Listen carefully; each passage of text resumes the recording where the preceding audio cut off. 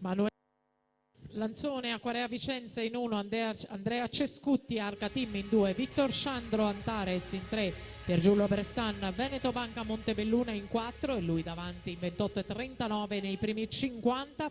In 5 Dylan Buonaguro per il Gemon Atlantis, in 6 Filippo Gazziero Veneto Banca Montebelluna, Jacopo Buzzolan Sport Management in 7, Samuele Scattolon Antares in 8.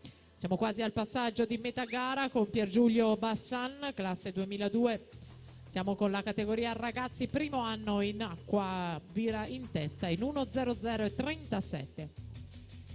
Per la prossima batteria, la quarta, nuoteranno Sebastiano Lurbe, Veneto Banca in 1, Gabriele Serli, Rarinante Sadria Monfalcone in 2.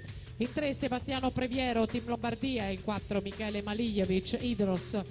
In 5 Alberto Camillotto, Idros. In 6 Filippo De Meneghi, Veneto Banca Montebelluna. In 7 Simone Sain, Rarinante Sadria Monfalcone.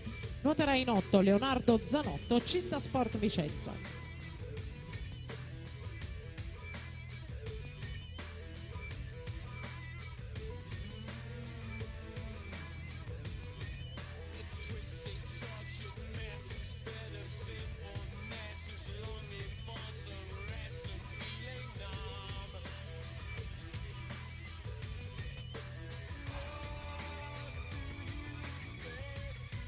Tracciate finali, ultime fatiche per Piergiulio Bassan, Veneto Banca Bressan, Veneto Banca Montebelluna 2.05 e 20.